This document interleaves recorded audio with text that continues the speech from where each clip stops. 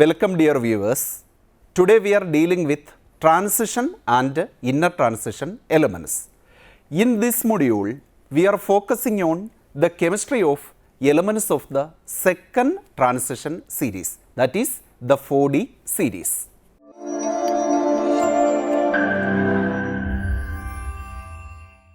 We know these are 40 transition elements. There are 4 transition series, namely the 3D series, 4D series, 5D series and the 6D series, out of which we are focusing on the second transition series in this module. The second transition series is the 4D series and we can represent the general outer electronic configuration as 4D 1 to 10, 5s 1 or 2. Regarding the elements of the second transition series, the elements ranges from yttrium with atomic number 39 and ensign cadmium with atomic number 48. These are the elements of the 4D series. Now, let us have a glimpse or an outlook on the 4D transition metals. These are the metals. First of all, yttrium. Yttrium appears like this. Its atomic number is 39 and electronic configuration is also shown here. Now, next element, zirconium. With atomic number 40, it appears like this.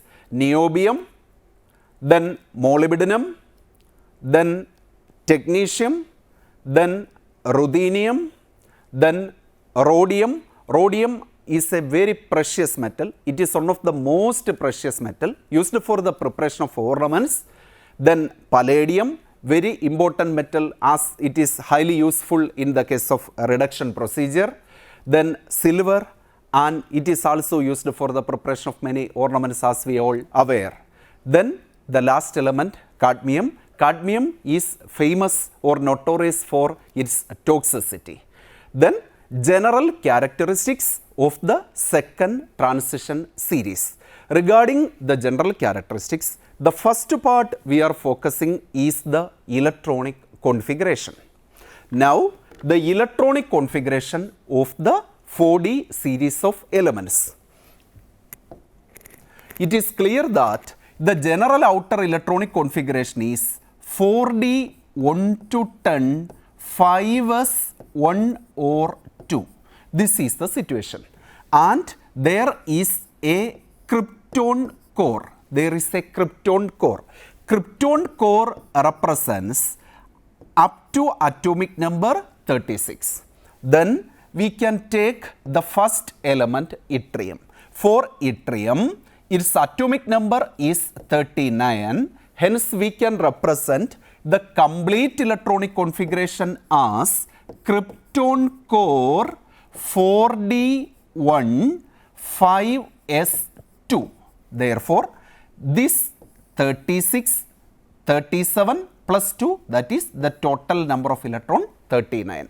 This is the electronic configuration of yttrium. Then moving on to next element, that is zirconium, you have to add one more electron in the d subshell. That is, for zirconium, the configuration can be represented as krypton core 4D2, 5s2. But for some elements, there is exception also. That is, instead of 5s2, there may be 5s1 arrangement is also there. That is yttrium, zirconium. Now I am taking the next element, niobium.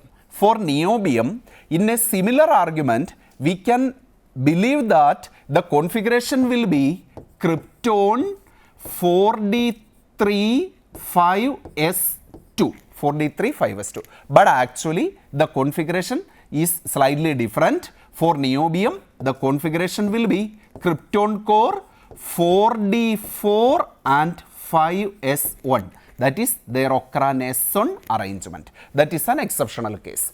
As we studied in the case of the 3D series, there is exception for chromium and copper. In a similar way, in the second transition series, there is exception for niobium.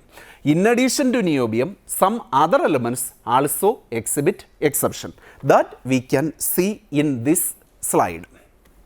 For niobium, the configuration is 44-5s1.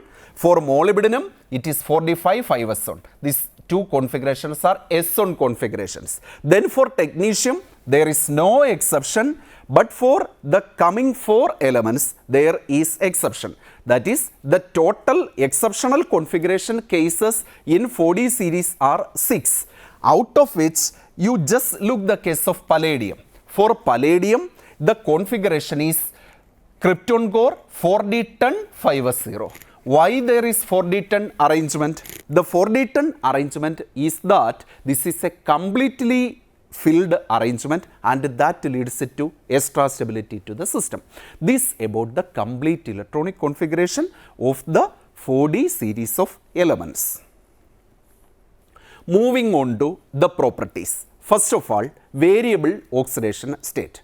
The phenomenon of variable oxidation state is a characteristic feature associated with transition elements. In this case also, there is no exception. The 4D series also exhibit variable oxidation states. The variable oxidation state is due to very small energy difference between 4D and 5s subshells, such that electron can participate in chemical reaction either from 4D or from 5s or from both. For these elements, higher oxidation state become more stable than lower oxidation state. This is a simple comparison with the 3D also. For 3D series, there the prominent oxidation state will be lower state, but in the case of 4D series, the prominent oxidation states are higher oxidation states. Now, this picture simply represents the possible oxidation states of the 4D series of elements. From the chart, it is clear that the variability increases towards middle from both the sides. That is, for yttrium and cadmium, the oxidation state is only 1. But for the middle elements like technetium, ruthenium, etc., the maximum variability, maximum different oxidation states are possible. That all about the case of the variable oxidation state. Moving on to another phenomena, another peculiarity of the D block element, that is complex formation tendency. Regarding the complex formation tendency, compared to the 3D series, 4D series of elements has a minimum coordination complex formation tendency. The reason is simple, because they do not form stable complexes with a wide range of ligands. This is because of the fact that the 4D series of elements are weakly electropositive. Weakly electropositive means they are unable to attract electron pairs from the ligands, from wide variety of ligands. That's why the complex formation tendency is minimum compared with the 3D series of elements. However, they form stable complexes with donor atoms like phosphorus, sulfur or heavier halogen. They can also form pi complexes, pi bonding complexes, pi ligands such as carbon monoxide, nitrosyl group, etc. With such carbon monoxide ligand, they can also form complexes.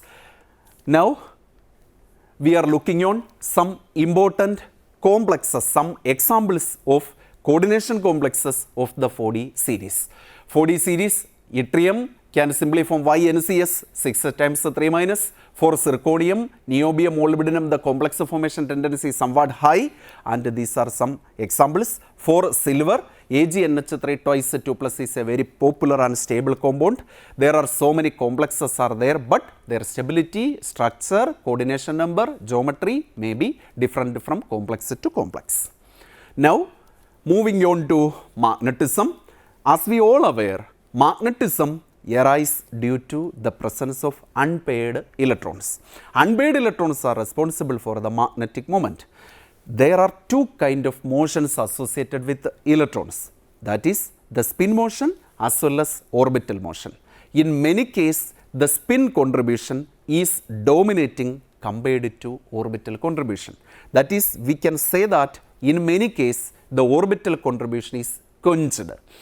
Hence, the spin-only magnetic moment, that is, the magnetic moment arises due to the spin motion of the electron, can be calculated or computed by using the equation spin-only magnetic moment is equal to under root n into n plus 2 unit is Bohr magneton. This equation is known as the spin-only formula, and here n represents number of unpaired electrons. As the number of unpaired electrons increases, magnetic moment also increases. For example, if there is only one unpaired electron, then the value will be root of 1 into 1 plus 2, that's simply root 3, and root 3 equal to 1.73 Bohr magneton, such that you can compute the spin-only magnetic moment by using this equation. However, if there is a marked quenching is not observed from the orbital contribution, we have to switch over to another equation, that is an equation that accommodate both the spin contribution as well as orbital contribution should be there. This is that equation which accommodate spin as well as orbital contribution. That is, effective magnetic moment is given by under root 4s into s plus 1 plus L into L plus 1. L and s are two quantum numbers, simply known as the resultant spin angular momentum quantum number and orbital angular momentum quantum number. Another property, that is the formation of the colored ions. The elements of the 4D series, as in general case, also form several colored compounds. The color is mainly attributed to a phenomena that is nothing but the DD transition. DD transition simply means the electrons transfer from low energy d orbital to high energy d orbital when it absorbs visible light. As a result of that, it emits the complementary color also. The color intensity is governed by two important selection rules. These are the restrictions for the electronic transition. The two important selection rules are the Laporte selection rule and the selection rule. We can consider the details of such selection rules later. Then the spectral properties. Regarding the spectral properties, color is also due to spectral property or electronic transition. Electronic transition generally under the heading spectral property. As I mentioned, the electronic transition from low energy state to high energy state leads to absorption of energy, and it may lead to emission or absorption spectrum. The transition, as I mentioned, is governed by two set of selection rule. The two set of selection rules are there. However, the selection rule will give some restriction to the transition, and two probable transition leading to the spectral properties are DD transition as well as one more, the charge transfer transition. Charge transfer transition simply means the transfer of electron from either metal to ligand. You can simply call metal ligand charge transition, or vice versa. The electron may transfer from ligand to metal, that is simply termed as LMCT, or ligand to metal charge transition. So DD transition as well as charge transfer transition are mainly responsible for the spectral properties. The transition governed by the selection rules. First of all, the spin selection rule. For the spin selection rule, delta L value should be equal to plus or minus 1. L represents azimuthal quantum number. That is, for a Laporte allowed transition, delta L value must be plus or minus 1. That is, delta L should not be equal to 0 or should not be equal to plus or minus 2. Anything like that.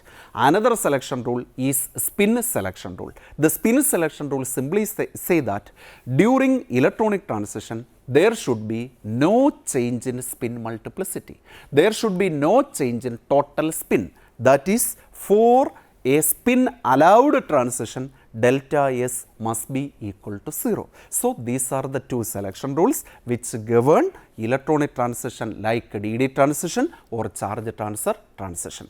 Then we can move on to specifically the charge transfer transition.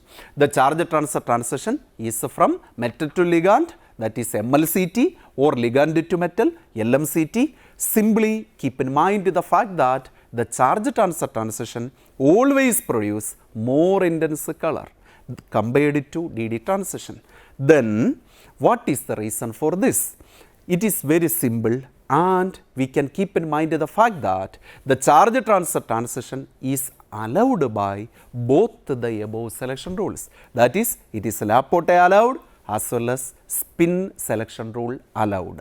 Hence, that transition happens with very high intensity and produces more intense color. We all are familiar with the intense color produced by the KMnO4. We all are interested or fascinated by its color. The KMnO4 appears in deep purple color due to charge transfer transition, more specifically ligand to metal charge transfer transition from O2 minus ligands to manganese plus 7. Regarding the catalytic activity is a common feature associated with D block elements. So, hence 4D series is also not an exception. There are several important catalysts came from the 4D series. The 4D series catalysts are several examples are there. We can move into that. Before that, we have to look on why this much catalytic activity is observed.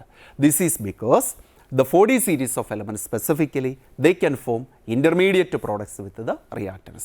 The graphical representation simply represents a catalytic path where low activation energy is occur. Some examples for catalysis from the 4D series: palladium is used in the hydrogenation of phenol to cyclohexanol by this equation. Then palladium and platinum together can catalyze the hydrogenation of unsaturated hydrocarbons. Molybdenum is used as a promoter in Haber process. We are familiar with the Haber process for the manufacture of ammonia, the high pressure and high temperature combination of nitrogen and hydrogen to produce ammonia. There the catalyst used is iron or simply spongy iron. So, here molybdenum can enhance the activity of iron, that is a substance which increase the activity of the catalyst is called a promoter. Promoter is activating the catalyst. So, promoter molybdenum activate the catalyst spongy iron in Haber process. So, molybdenum is a promoter. Now, platinum rhodium pair is used as a catalyst in the manufacture of nitric acid. In this process, we need an oxidation conversion of ammonia to nitric oxide. It is given by this equation. Ammonia is oxidized to nitric oxide. For this purpose, we can use platinum rhodium catalyst.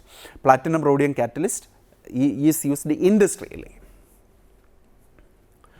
Regarding interstitial compounds, we all familiar with the fact that the transition metals are associated with so many cavities or interstitial spaces.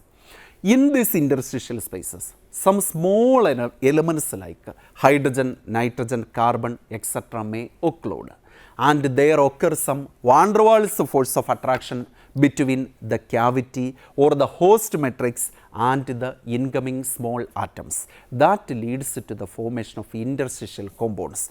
The lattice of these metal is capable of accommodating small atoms. There are so many interstitial compounds from the 4D series. For example, zirconium carbide, niobium carbide, MO2C, niobium nitride, MO2N, etc. In many cases, we have to keep in mind that they form non-stoichiometric compounds. That is, there will not be a perfect stoichiometric ratio between the transition metal and the incoming or occluding atom. Metallic character.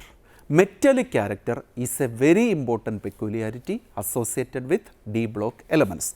4D series. Many of the 4D series elements are metals. They are fairly hard metals, good conductors of heat as well as electricity, and these metals crystallizes in probably 3 different crystallographic arrangements. Such arrangements are the body-centered cubic or simply BCC shown in the first picture, face-centered cubic arrangement or FCC given by the second picture, and finally hexagonal close-packed arrangement or HCP as depicted in the last diagram. Then periodic properties and their variation. Here we are focusing the different kind of periodic properties. That is a property which can be correlated to position of an element in the periodic table. How the periodic properties like atomic radii, ionization energy, reduction potential, etc. varies along the 4D series. We are looking on to that. First of all, atomic radii and ionic radii. It has been observed that atomic radii of these elements or ionic radii of these elements simply decreases or diminishes from yttrium to rhodium up to yttrium to rhodium, and thereafter you can observe an increase. So this is illustrated by the chart. From yttrium to rhodium there is a gradual increase, but from rhodium up to cadmium you can see some increase. How this variation? This variation is attributed to the fact that there is some shielding de-shielding difference is observed. The variation is due to simple variation in the shielding effect. The size gradually decrease because of increase in nuclear charge. The ionic radii also nearly follows the same order as in the case of atomic radii. Then melting point and boiling point. Melting point as well as boiling point of the 4D series of elements, that is elements from yttrium to cadmium, is comparatively very high. However, there is some exception. What is that exception? The exception is reported in the case of cadmium. Cadmium has low value of melting point. This is because of its very high atomic volume, which results in very weak metallic bonding. All these are metals. The force of attraction exists, there is metallic bonding. If metallic bonding is a strong, associated melting point as well as boiling point should be high. But for cadmium, it has been observed that there is very weak metallic bonding. Weak metallic bonding is due to high atomic volume, which results in low melting point, which is about 321 degrees Celsius. That is a small value among all about the series. Now the next property, ionization enthalpy. What is ionization enthalpy? Ionization enthalpy simply represents the amount of energy required to remove the most loosely bound electron. This picture, this chart represents the variation, the values of the first ionization enthalpy. That is energy required to convert metal to metal plus for the removal of the first electron. That is, there is ionization energy generally increase from yttrium to cadmium. Yttrium to cadmium there is a general increase, but there is a marked drop in the value. Whenever you are carefully observing this series, you can see that in the case of silver, the value is 732. That is almost the lowest value in that portion. That is, there is a marked drop in the value for silver. This marked drop is attributed to several reasons, mainly high atomic radius and availability of a single 5s electron, that is responsible for the low value of the ionization enthalpy. Whenever we ionize silver to silver plus, the 5s electron is removed with almost ease. Now we are making a comparison between 3D and 4D series of elements. 3D series is the first transition series and 4D series is the second transition series. Here we are looking for a comparison. The elements of both the transition series exhibit variable oxidation state. That is the point associated with oxidation state. Then one important conclusion we can make. For 3D series, low oxidation state predominates or prevails. However, for 4D series, high oxidation state prevails. Then ionic radii. Moving on to ionic radii, it is clear that the ionic radii of 3D series of elements are smaller compared with the 4D series of elements. Magnetic behavior. The magnetic behavior of second series of elements is more complex. The reason is so simple, because in the case of the 4D series, there is spin contribution as well as orbital contribution. However, in the case of the 3D series, there is mainly the spin contribution. It is difficult to use the spin only formula because orbital contribution may not be conjugate in the case of the 4D series, but in the case of the 3D series, we can compute the magnetic moment simply by using root of n into n plus 2 Bohr magneton. Regarding the conclusion, in this module, we have focused, we passed through all the general characteristics of the transition metals, analyzed with respect with the special emphasis to the 4D series of metals, then their periodic properties like atomic radius, ionic radius, melting point, boiling point, etc. we have screened it, then compared the properties of the first transition series and the second transition series. That all about this module. Thank you.